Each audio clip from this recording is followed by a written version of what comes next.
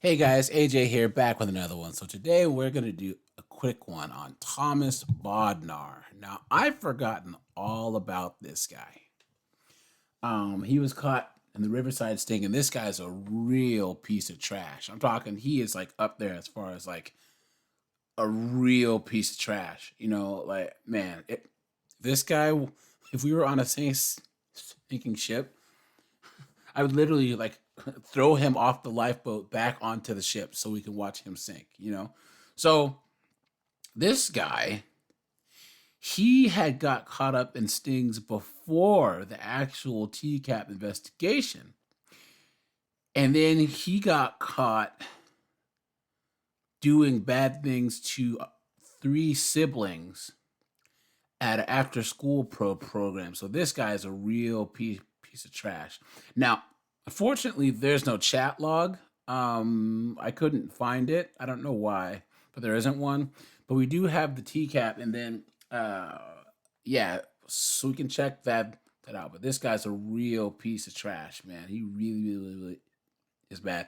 And I take back all what I said about the Riverside police about how they must be really gentle, because man, they slam him face down, and it's pretty hilarious. So before we get into this, guys, please remember to like, subscribe, drop a comment. It really helps to keep this channel going. If you have a request, drop it in the comments. I write them all down. I will do your request. If you've made a request, you haven't seen it yet, it is coming down the pipeline. Trust me. So yeah, let's just jump into this real quick and see what it has to say.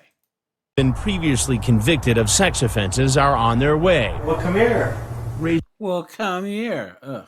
Raising serious questions like, can they be stopped? The cravings for some of these men are so intense that they're not able to walk away from them simply through their own resources. I mean, I guess. Just ask this next woman you're about to meet. When she was 9 years old, she was repeatedly molested in her bedroom. Now, guys, I don't know, man. I feel bad that they put this on here, and this poor woman has to relive this. Maybe she, thought that it would be helpful, I guess, to like have her testimony. But this is one of the saddest parts of TCAP right here. It's actually hearing this woman's testimony. It's sad, man. But hopefully they took her statement into account when they were sentencing him, because yeah, it's bad. But let's just jump back into this. And the man who is convicted of that crime is about to come knocking on our door. Still ahead, the painful story from one of this man's victims. I can't believe that he's still out there doing this. I'm just floored. It's just sickening.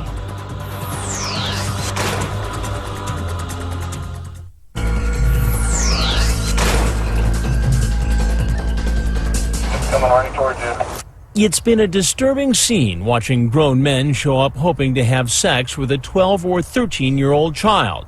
In our investigation, the child has been a decoy. Did you want to be the cop or the robber? Oh, I don't care. Do you want to be the cop or the robber? What? What the fuck?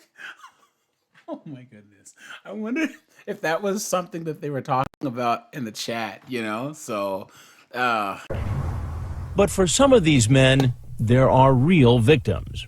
I can't believe that he's still, out there doing this. Desiree Holcomb was stunned when Dateline tracked her down and told her about this man from her past. I'm just floored. It's just sickening. Oh, okay. Well, come here. He's 42-year-old Thomas Bodnar. We found him chatting online with a decoy posing as a 13-year-old boy. Bodnar says he loves the boy and asks if he could be his first. How you doing? There can be only one.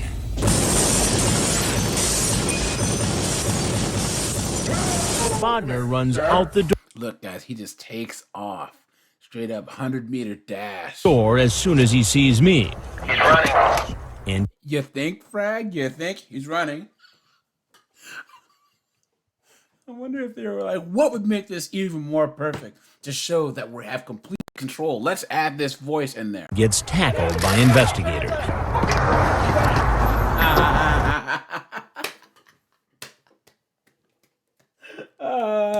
Bravo, Riverside. Bravo, police. I've never thought that I'd be rooting for children. I mean, for the police as much as I'm rooting for them right now. Let's see that in super slow motion there, Alex. Gets tackled by investigators.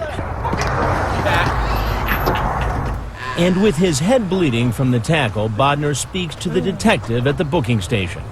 What'd you do your time for? What were you charged with? Yes, look at that. If a picture isn't worth 1,000 words, guys, man, I just wish that they would have slammed him on the other side just to make it symmetrical, you know? God, this guy's a piece of trash, man.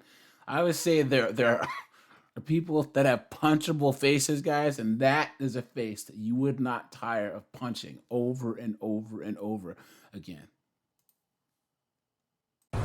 What'd you do your time for? What were you charged with?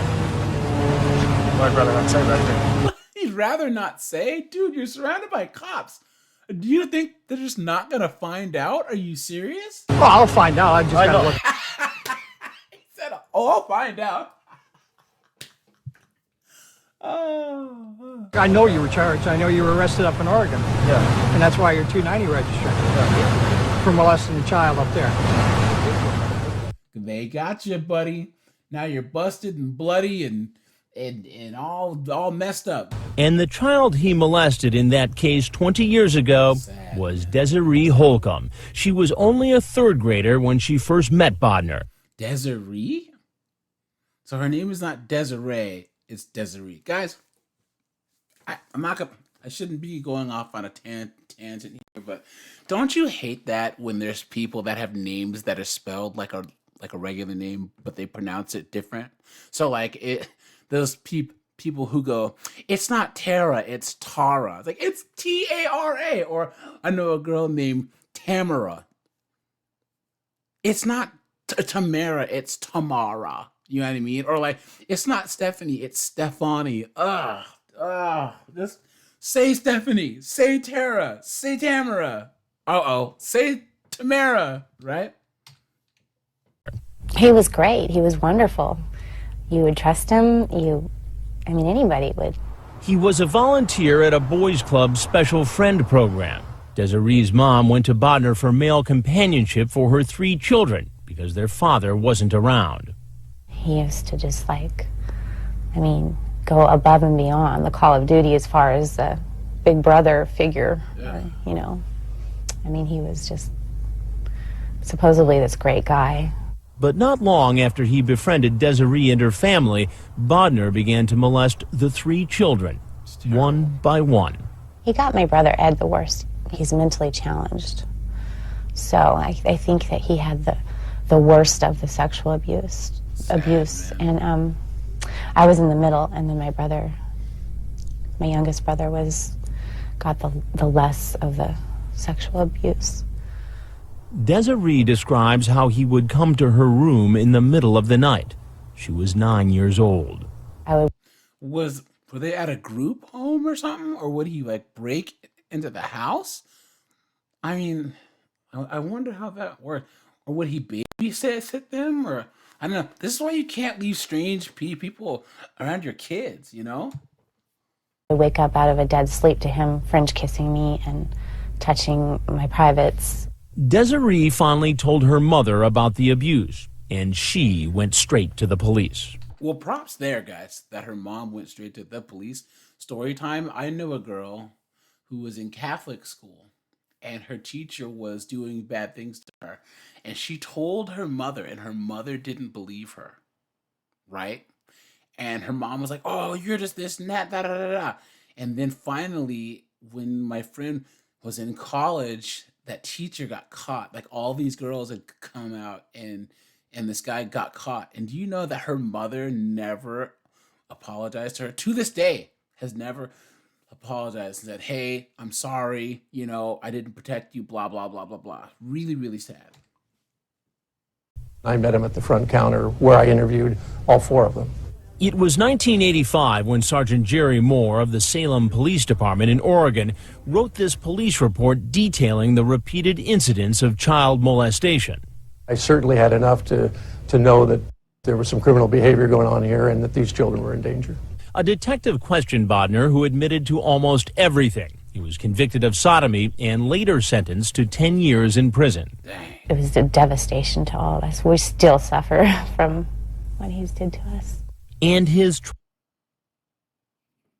trail of victims doesn't end there. It also led to Palm Springs, California. In 1999, he was convicted of oral copulation with a person under the age of 16. Hearing of Bodnar's latest arrest brought back haunting memories for Desiree of a shattered childhood. You ask yourself, how can this happen? You know, how many more innocent children? I mean, they're losing their innocence because of him. As the detective interrogates Bodnar, it's clear he's not admitting to anything. How old did he say he was? Never really did. Sure he did. You know why I know? Because I got all the logs, all the chat logs. Oops. I even got the pictures you sent. Oops. The naked pictures. Remember sending them those? No. No? Remember sending that? No? That's me. Yeah. Oh, that's me? Come on, man. Come on. Why are you sending him a picture of somebody's penis? That I don't remember saying. Came from your computer. So what will happen to him now? Riverside County, California Deputy District Attorney Michelle Paradise is counting on sending him back to prison. Good. In fact, if she has her way, all the men arrested in our sting will spend time behind bars. 4 men who've been previously convicted of sex offenses are on their 1 minute, guys. way. Well, come here. So, guys, let me see. So let's look at his whole history after TCAP here. So he was in jail.